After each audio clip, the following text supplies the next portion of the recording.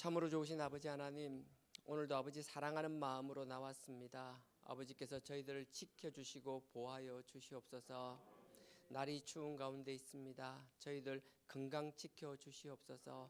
무엇보다도 우리의 마음을 지켜주시고 우리의 평안함을 허락하여 주시옵소서.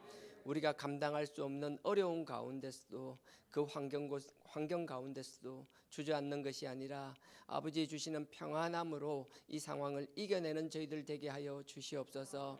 각자의 상황 아버지께서 너무나 잘 아시고 아버지의 뜻이 계시오니 아버지 그 가운데서도 아버지의 음성을 들을 수 있는 저희들 되게 하여 주시옵소서.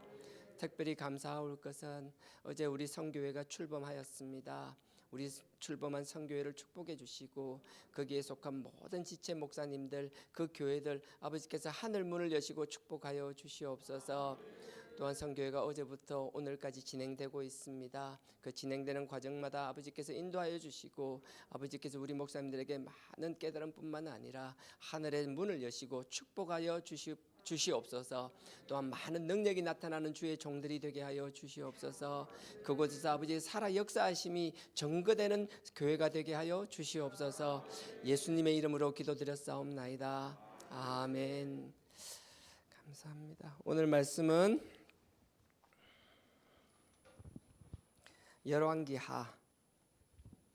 열왕기하 4장입니다. 열왕기하 4장입니다. 구약 565페이지입니다. 4장 1절에서 4절까지 길지 않고요. 1절에서 4절까지 우리 다 같이 합독하겠습니다. 구약 565페이지입니다. 열왕기하 4장 1절에서 4절. 다 같이 합독하겠습니다. 시작. 선지자의 생도의 아내 중에 한 여인이 엘리사에게 부르짖어 가로되 당신의 종 나의 남편이 이미 죽었는데 당신의 종이 여호와를 경외한 줄은 당신이 아시는 바니이다. 이제 체주가 이르러 나의 두 아이를 취하여 그 종을 삼고자 하나이다. 엘리사가 저희에게 이르되 내가 너를 위하여 어떻게 하랴? 내 집에 무엇이 있는지 내게 고하라. 저가 가로되 계집의 한 외에는 아무것도 없나이다. 가로되 너는 밖에 나가서 모든 이웃에게 그릇을 빌라. 빈 그릇을 빌되 조금 빌지 말고 너는 내 두 아들과 함께 들어가서 문을 닫고 그 모든 그릇에 기름을 부어서 차는 대로 옮겨 놓으라. 아멘. 잘 아시는 내용입니다. 엘리야가 하나님께서 불러 가시죠. 그래서 불병거를 타고 하늘로 성취합니다. 회오리 바람 가운데 앞에 2장에 나오는 사건이고요. 그리고 나서 그 제자된 엘리사 이야기가 시작되는 건데요. 엘리사가 자기의 예전에는 이런 게 있어요. 사사도 되지만 지금으로 치면 신학교 교장 뭐 이런 것들요. 그래서 사사가 되면 엘리사가 많은 문화생들, 신학생들이라고 할 수도 있고요. 그 데리고 와서 뭐 교육도 시키고 그렇게 하는데 이 본문을 보면 예전에 제가 신대원 다닐 때가 생각나요. 신대원 다닐 때 그 저희 신대원 보면 일반 학부라고 그러죠. 학부에 이제 신학교, 일반 신학교 이제 1학년에서 4학년까지 하고 신대원을 오는 경우가 있고요. 저 같은 경우죠. 그렇게 하고 신대원을 갔고요. 또 일반 대학을 나와서 바로 오는 경우도 있고 또 일반 대학을 나와서 다른 직장 생활을 하다가 오는 경우도 있고 그렇거든요. 근데 신학교를 보면 저는 몰랐는데 일반 대학원을 다른 대학원을 다니다가 온 이제 친구를 얘기 들어보면 이렇더라고요. 자기도 학교 다니면서 이제 대학원을 다니면서 다른 과별로 다 대학원이 있잖아요. 뭐 그래서 보면 그런 걸 못 느꼈는데 신학교를 와서 느끼는 게 신학교 신학생들은 대학원생들은 참 가난하다라는 거예요. 유독 가난하다라는 거예요. 저는 못 느꼈거든요. 저는 이제 제 자란 환경이 그렇지는 못 느꼈는데 그 이야기를 듣고 보면 정말 그래요. 신학교는 뭔가 좋은 직장을 얻기 위해서 더 공부하기 위해서 이런 사람들보다는 하나님의 일을 하겠다라는 결심으로 오는 분들이 많거든요. 그래서 이분들이 여유가 있고 하나님의 일이라는 게 뭐 넉넉해서 누리기 위해서 온다기보다는 그 불러주신 그 사명, 하나님 앞에 처음 그 하나님 앞에 서원했던 것도 있잖아요. 그 순수한 마음으로 고난의 길을 자처하는 사람이 대부분이에요. 그러니까 참 힘든 길을 선택하고 힘든 길을 가시는 분들이거든요. 그래서 오죽하면 그런 이야기도 있잖아요. 신학교 다니면 옛날에 전도사님 저는 고신에서 자랐지만 저럴 때만 하더라도 그 사역자라면 왠지 가난한 사람들 목사 돼도 가난하고 그래도 좀 큰 교회 가서 뭐 담임 목사나 이래 하면 좀 낫고, 아니면 그냥 전도사로 있고 뭐 강도사로 있을 때까지는 그냥 어제도 끌베이 오늘도 끌베이 내일도 끌베이 뭐 이런 식으로, 참 안 좋은 말이지만 그만큼 사역하시는 분들이 힘든 건 우리가 다 알잖아요. 그런 분들이 많이 계세요. 그래서 그럼에도 불구하고 하나님의 소망을 가지고 그 힘든 가운데서 꿋꿋이 이겨내면서 그렇게 막 사역을 하거든요. 정말 학비가 없어가지고 대출 받아가지고 돈 빌려가지고 학비 내면서 막 그렇게 열심히 다녀요. 그걸 아니까 또 어떤 분들은 또 신학생들이나 전도사님들 공부한다면 후원도 해주시고 이런 분들도 많이 계시잖아요. 근데 그거는 뭐 죽을 만큼 힘든 건 아니었어요. 근데 오늘 본문을 보면 저는 그때 기억나요. 이 본문은 진짜 가난한 신학생들을 위한 본문이라고요. 그래서 오늘 기억나는, 금방 읽었잖아요. 한번 생각해 보십시오. 선지자의, 그러니까 엘리사의 제자가 있었어요. 엘리사의 제자가 있는데 이 제자가 정말 하나님 일 하겠다고 열심히 한 거잖아요. 그럼 결과가 좋아야 되잖아요. 그러면 얼마나 마음 따뜻하고 좋아요. 해피엔딩이면 좋은데 항상 그렇지는 않다라는 거예요. 정말 힘들게 엘리사를 쫓아다니면서 그 문화생으로서 배우는데 그냥 힘든 정도가 아니라 자기 가정이 있으니까 빚을 냈나 봐요. 돈을 빌려서 생활비로 써가면서 열심히 신학교를 다닌 것 같아요. 그러면 정말 결과가 좋으면 좋은데 빚은 이제 빌려가지고 빚은 이제 부인한테 다 맡겨놓고 죽어버린 거예요. 왜 죽었는지 몰라요. 설명이 없어요. 알 길이 없어요. 근데 분명한 건 하나님의 일을 하겠다라고 하나님이 쓰시는 그 종, 엘리사가 보통 종이 아니잖아요. 다 설명 못할 만큼 큰 역사를 이룬 종인데 그 종의 문화생으로서 그렇게 열심히 하나님 일을 했음에도 불구하고 결론은 그냥 자기 아이 부인과 아이 2명 남겨놓고 그다음 빚만 남겨놓고 죽어버린 거예요. 그게 1절입니다. 제가 읽으면서 설명드리겠습니다. 선지자의 생도의 아내 중에 한 여인이 엘리사에게 부르짖어 가로되 당신의 종, 그러니까 그 미망인이 와가지고 얘기하는 거예요. 엘리사에게 당신의 종, 내 남편 알지요? 물어보는 거예요. 당신의 종, 나의 남편이 이미 죽었다라는 거예요. 죽었는데 당신의 종이 여호와를 경외한 줄을 당신이 아시는 바니이다. 내 남편이 얼마나 열심히 생활했는지 알잖아요. 하나님을 얼마나 사랑하고 하나님을 얼마나 경외하고 당신의 문화생으로서 하나님의 일을 하기 위한 하나님의 종으로서 어떻게 살았는지 너무나 잘 알지 않습니까? 근데 지금 결과를 보시라고요. 당신의 문화생이고 하나님을 그렇게 경외했던 내 남편은 죽고 지금 남은 건 자녀 2명밖에 없는데 자녀만 남겨둔 게 아니고 빚까지 남겨놨다라는 거예요. 정말 죽겠다라는 거예요. 근데 그럼에도 보면 놀라운 건요, 이 하나님께서 우리에게 주시는 음성은 첫째가 뭐예요? 이 여인이 이렇게 절박한 상황에서도 자기가 한 것, 첫 번째 한 게 뭐예요? 기억나시나요? 좀 앞에 부르짖었다라는 말 보신 기억나요? 부르짖었다라는 거예요. 엘리사에게 부르짖었지만 엘리사는 하나님과 통하는 분이고 우리가 이 말씀을 볼 때 뭔가 하면 이런 어려운 상황이 있어도 우리가 첫째 해야 될 것, 하나님 앞에 기도해야 된다라는 거예요. 이게 너무나 진짜 판에 박힌 소리니까 아이고 또 그 소리야. 네, 맞아요. 우린 또 그 소리 들으려고 이 자리에 오는 거예요.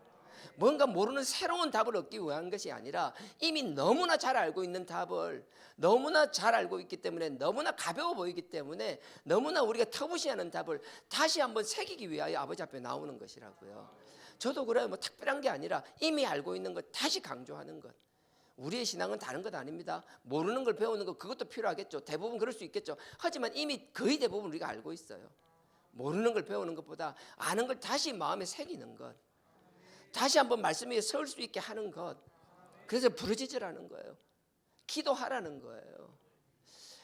기도한다라는 게 다른 거 있지만 이것만 하나 끼워 놓으시고 시편 81편만 잠깐 한번 갔다 오겠습니다.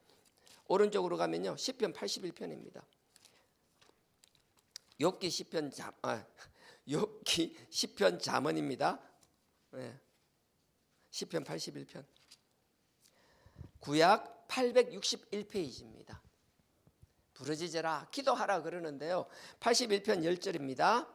861페이지. 81편 10절입니다. 어떤 분은 저하고 자꾸 성경 페이지가 다르다 그러는데 저는 페이지를 정확하게 안 불러줍니다. 대충 눈에 보이면 앞에 보이면 861, 862, 863 그 언저리에 있는 거니까요. 자, 10절. 나는 너를 애굽 땅에서 인도하여 낸 여호와 너의 하나님이니 내 입을 넓게 열라 내가 채우리라. 넓게 열라라는 게 그냥 부르짖으라는 거예요. 입을 쫙 벌린 만큼 채워주신다라는 뜻도 있겠지만 하나님 앞에 자꾸 간구하라는 거예요.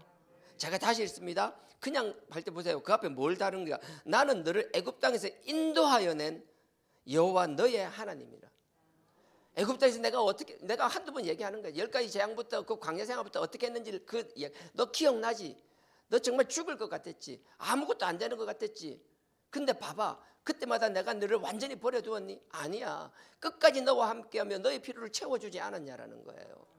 내가 너에게 복 준다고 했는데 가데스 바네아에서도 내가 너의 약속의 땅, 축복의 땅을 준다고 하였는데 네가 싫어서 그만둔 거잖아. 네가 못한다고 했던 거잖아. 네가 나를 버리지 않는다라면, 네가 나에게 등 돌리지 않는다라면 항상 내가 너와 함께하며 너에게 약속한 모든 것을 주었다라고 말씀하시는 거거든요. 그러면서 11절 보십시오. 내 백성이 내 소리를 듣지 아니하며 이스라엘이 나를 원치 아니하는도다. 다시 읽습니다. 내 백성이 내 소리를 듣지, 말씀을 듣지 않는다라는 거예요. 말씀을 듣지 않으니까, 말씀을 아는 게 없으니까 하나님 앞에 말씀으로 구하지도 못한다라는 거예요. 그러면서 이스라엘이 나를 원치 아니하도다. 이 원치 않는다는 게 순종하지 않다, 여러 가지 뜻인데 이건 킹 제임스 버전이 참 좋은 것 같아요. 나를 원하지 않는다라는 거예요. 네가 나를 원하는 게 없다라는 거예요. 나에게 원하는 게 없다라는 거예요. 네가 말씀이 없으니 내가 어떤 사람인지를 모르니까 네가 나에게 원하는 게 없다라는 거거든요. 우리는 하나님 앞에 말씀을 볼 때는 그냥 말씀 듣고 아멘하고 그냥 감사만 하는 것이 아니라 그 말씀을 듣고 나의 필요한 걸 아버지 앞에 아뢰릴 수 있는 것, 그 상황 속에서 주저앉아 있는 것이 아니라 하나님 앞에 나 힘들어요. 힘든 건 힘듭니다. 억울한 건 억울합니다. 내 남편이 어떻게 살았는 걸 다 아시잖아요. 근데 이게 지금 꼴이 뭐예요? 마음의 엉어리를 그냥 담아두지 마시고요. 아버지 앞에 뱉어 놓으시라고요. 쓸데없이 주변에 친구 찾아가고 주변 사람, 그게 아니라 아버지 앞에 하든지, 아버지 앞에 대신 기도할 수 있는 사역자 앞에 와서 얘기하든지. 근데 사역자보다 더 좋은 건 하나님께 직접 하는 거예요. 자꾸 상처를 담아두지 마시라고요. 시간이 지나면 되겠지. 아니에요. 없어진 거 아니에요. 그냥 내가 잊어버리고 있는 거지. 그게 그대로 남아있어요. 그러니까 아버지 앞에 토해내시라고요. 아버지의 그리스도의 보혈로, 그 아들의 보혈로 씻지 않는다라면 내가 잊었다라고 없어지는 게 아니라는 거예요. 그러면서 12절 보십시오. 우리 잘 아는 거 로마서 1장 28절 항상 이야기하는 거, 네가 하나님을 마음에 두기 싫으면 버려둔다고, 그냥 내팽개둔다고, 그 말씀이 여기서 나오는 거예요. 12절 보십시오. 그러므로 내가 내 마음에 강팍한 대로 버려두어 그 임의대로 행케 하였도다. 제가 다시 읽습니다. 보세요. 그러므로 내가 그 마음을 강팍한 대로 버려두어 그 임의대로. 강팍하면요, 지가 하려고 하는 게 강팍함이에요.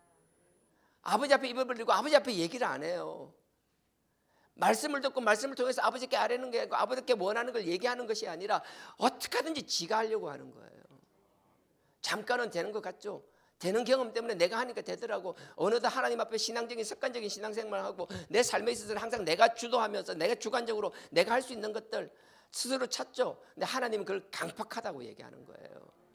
물론 삶의 자리에서 내가 해야 될 거 해야 되겠죠. 성실히 살아야 되겠죠. 새벽부터 이렇게 나와서 아버지 앞에 있는 게 뭐예요? 아버지 앞에 첫 시간 드리고 난 내 삶은 아무렇게나 살아도 되기 위해서 이 자리에 와 있는 게 아니잖아요.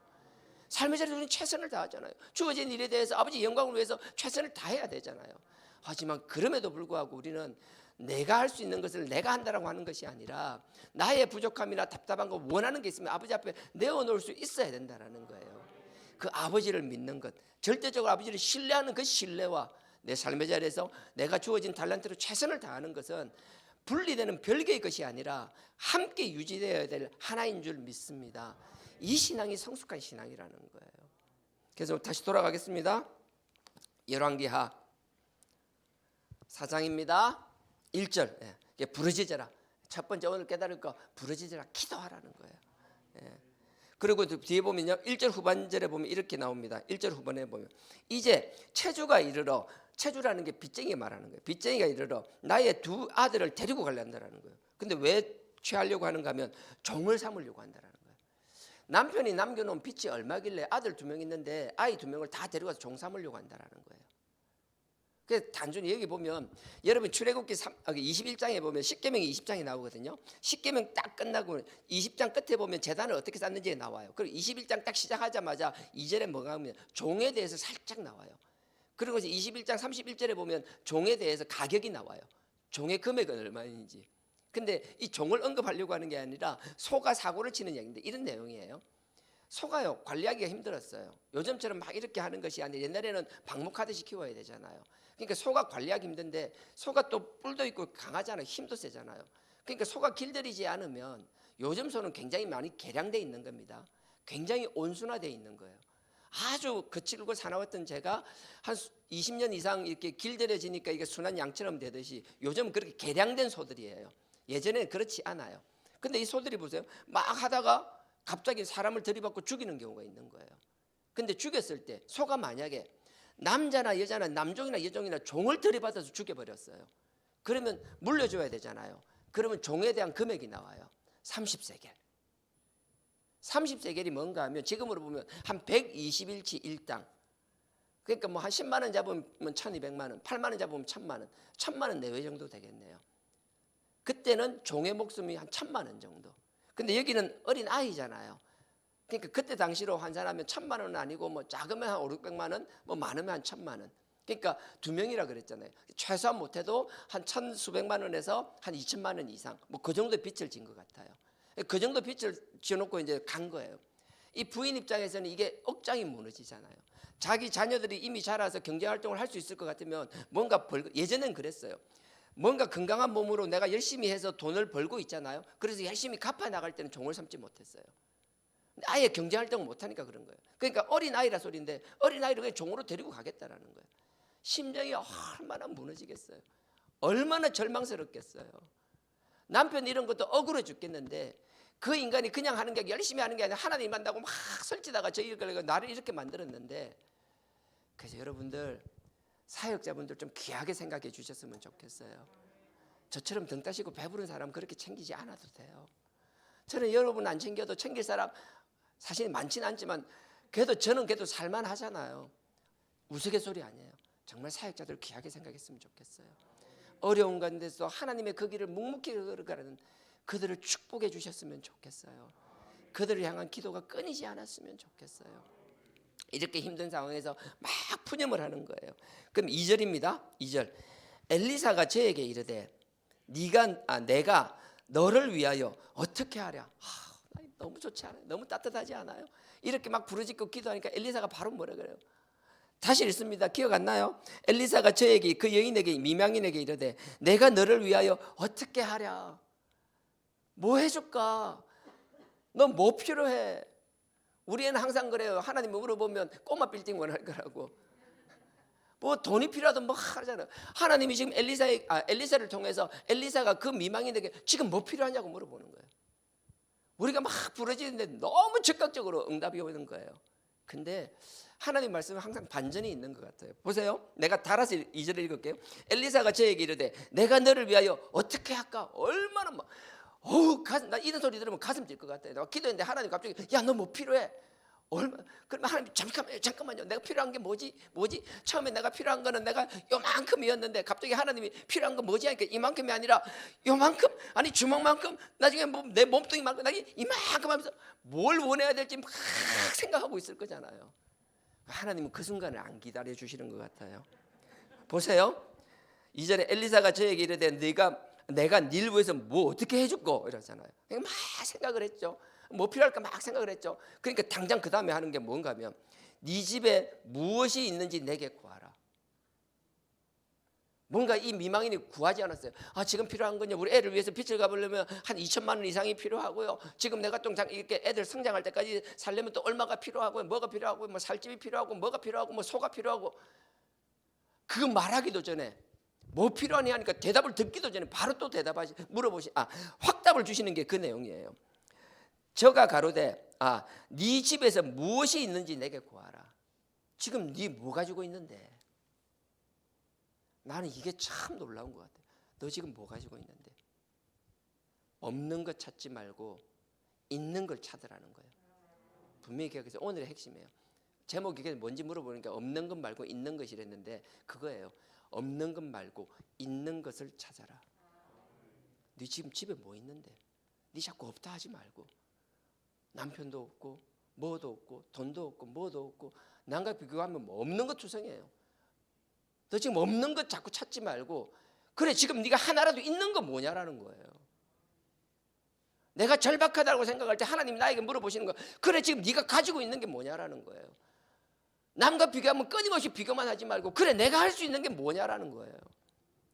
내가 할 수 있는 것, 그게 뭐 건강이 됐든 뭐가 됐든, 뭐 물질이면 물질이든 안 그러면 건강 갖고 물질도 없습니다. 하지만 남을 긍휼하게 생각하는 마음이 있다라면, 남을 긍휼하게 생각하는 것, 누군가를 위해서 애통하면서 기도할 수 있는 마음이 있다면 그런 마음이 있는 것, 나는 내가 주도적으로 하지 못하지만 누가 뭔가 할 때 그 일에 관심 가지고 그 동참하면서 작은 일이라도 도와주는 것, 뭐가 되었든 간에 지금 내가 할 수 있는 것, 지금 네가 가진 게 뭐냐라는 물어보시는 거라고요.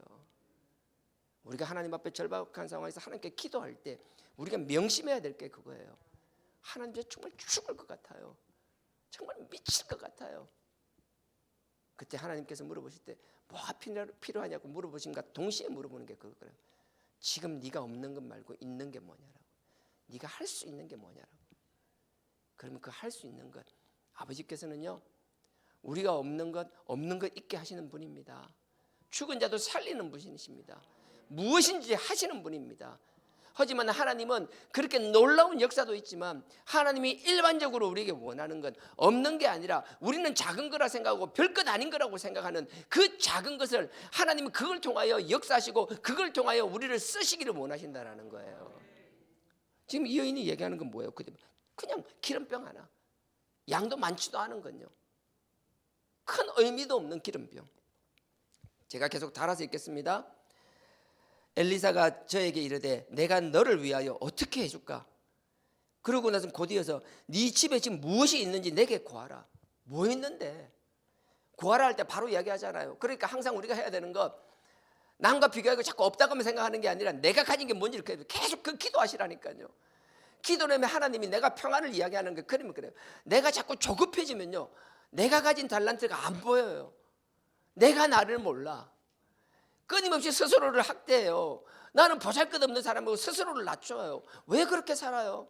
아니요, 남들이 볼 땐 보잘것없는 것 같더라도 나에겐 귀한 게 있다니까요.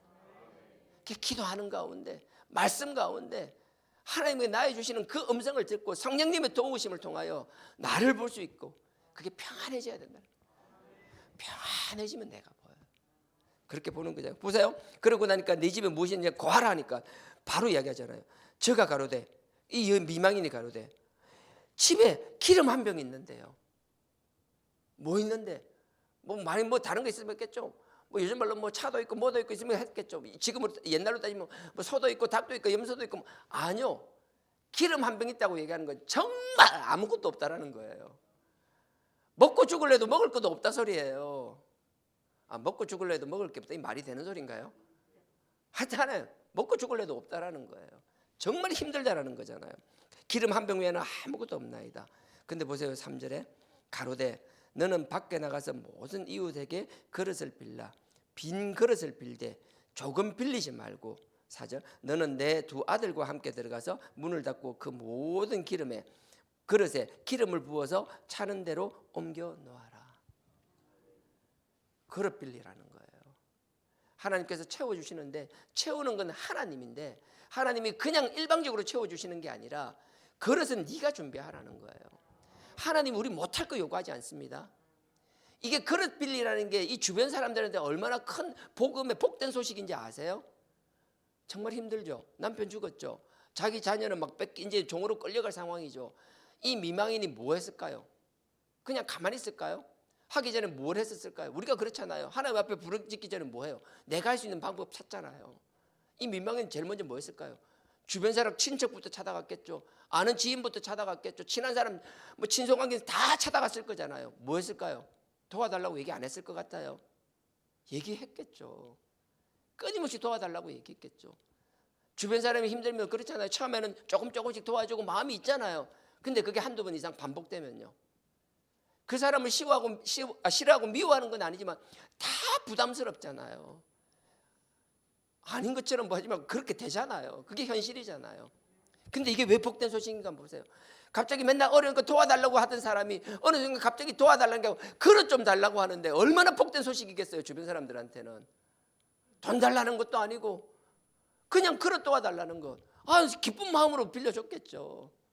근데 기쁜 마음으로 빌린 그릇을 우리가 마음을 넓히라고 그러잖아요. 이사야 54장 같은 경우에도 2절에 보면 그러잖아요. 네 장막틀을 넓히라고, 네 회장을 넓게 펴라고, 장막줄을 길게 뻗으라고, 말뚝을 튼튼히 하라고. 그 말이 뭐예요? 우리가 마음을 넓히면 하나님 그만큼 채워주시겠다라는 거였잖아요.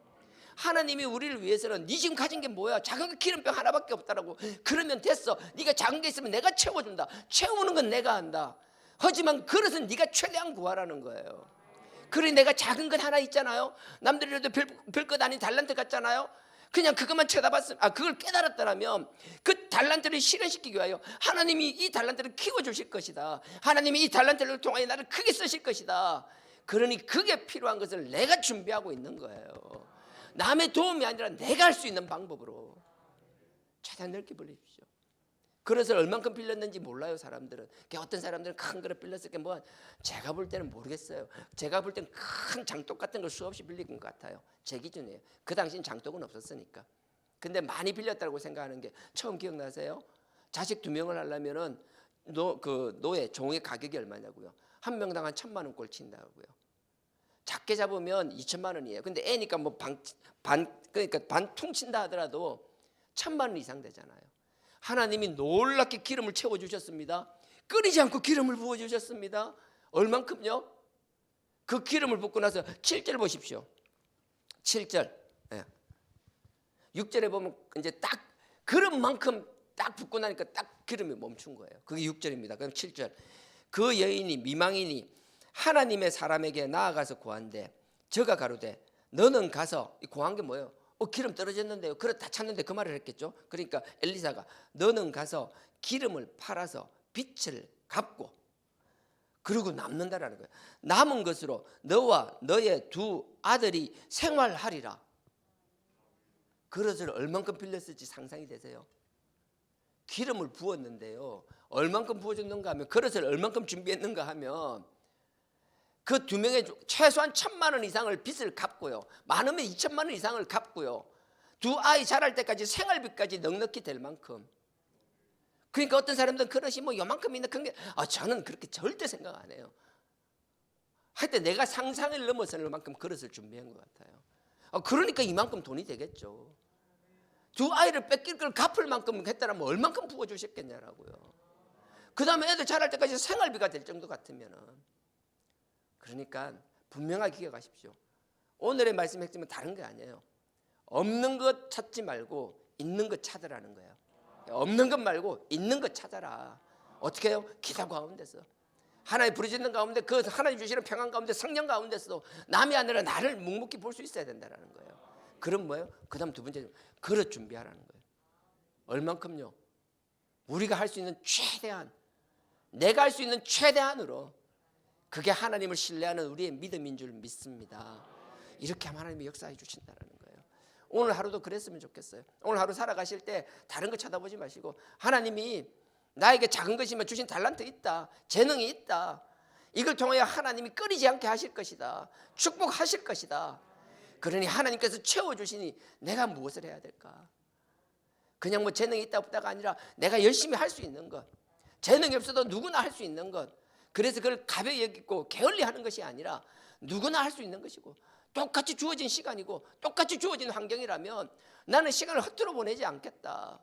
하나님 주신 나의 미래를 위해서 나를 영광스럽게 쓰실 그 영광을 위하여 준비해 나가겠다. 표가 안 날 것 같죠? 그릇이 한두 개 빌려왔으면요, 금방, 뭐 옆집에서 그냥 빌리면 금방 빌렸을 거예요. 이 정도 그릇을 빌리려면 자기가 갈 수 있는 데까지 다 가서 빌려온 것 같아요. 가까운 데서 빌린 게 아니라 정말 지경을 최대한 넓힐 수 있는 데까지 다 넓힌 것 같아요. 온 사방팔방 쫓아다니면서 다 빌려왔다라고 생각해요.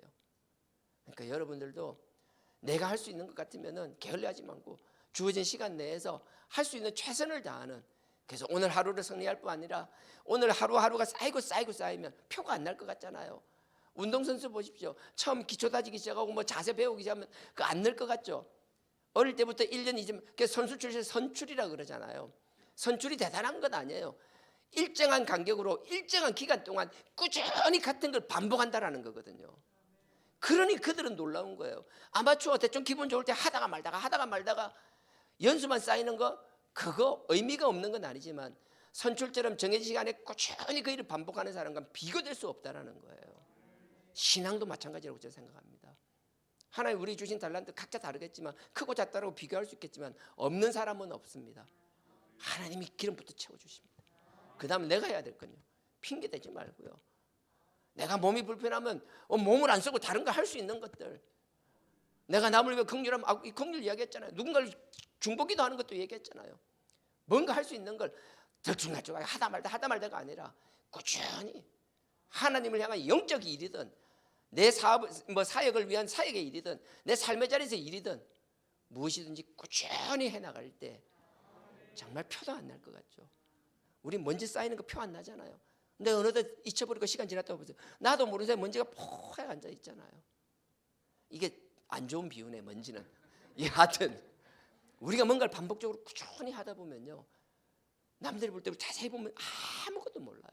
봐도 그 변화를 알 수가 없어요. 하지만 그럼에도 불구하고 낙담하지 않고 낙심하지 않고 꾸준히 그 하나님을 향한 우리의 신앙을 지켜나간다라면 하나님께서 우리를 통하여 놀랍게 역사하시리라 확신합니다.